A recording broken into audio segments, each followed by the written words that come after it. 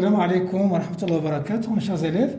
On parlera aujourd'hui de la continuité à droite et de la continuité à gauche. D'abord, on a déjà signalé que la continuité, c'est la limite en un point x0. F est une fonction définie sur son domaine de définition et on prend petit a, un élément du domaine. On dit que la fonction f est continue en a si seulement si la limite quand x tend vers a est égale à l'image. Ça, c'est la continuité en général.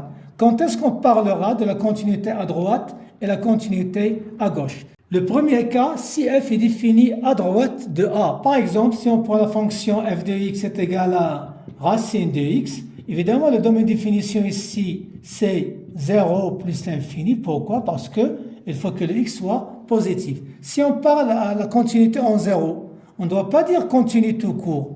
Continue à droite parce que x peut tendre seulement à droite de 0. Il n'y a pas à gauche. Vous avez le 0. Ici, on n'a pas d'élément dans le domaine.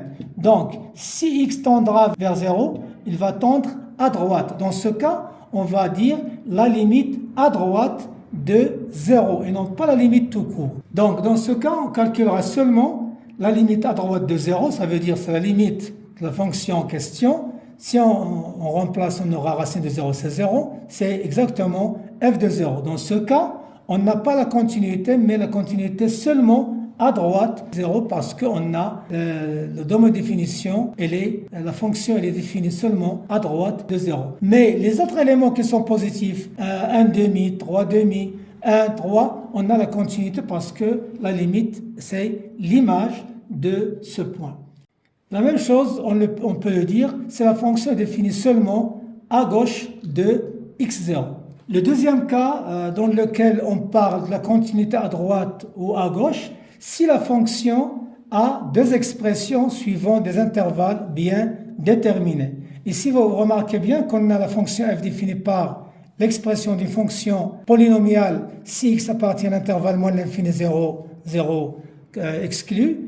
Et à droite de 0, et ici vous avez l'intervalle 0 plus l'infini 0 inclus, racine de x plus x. Si on veut parler de la continuité en 0, on doit parler de la continuité à gauche et à droite. Pourquoi? Parce que vous avez deux expressions différentes. Vous remarquez bien ici, mes élèves, que à gauche de 0, on a l'expression x carré plus x moins 1.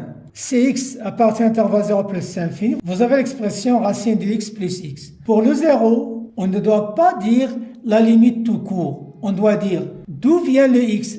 S'il vient de à droite, on va utiliser l'expression qui est à droite. Si le x tend vers 0 à gauche, on doit utiliser l'expression qui est à gauche.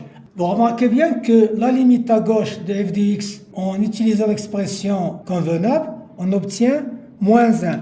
Moins 1, elle est différent f de 0. Je dois signaler que l'image de 0, elle est définie par la deuxième expression parce qu'on a dit x supérieur ou égal à 0. Donc on va utiliser pour calculer f de 0 la deuxième expression et non pas la première où vous avez x inférieur strictement à 0.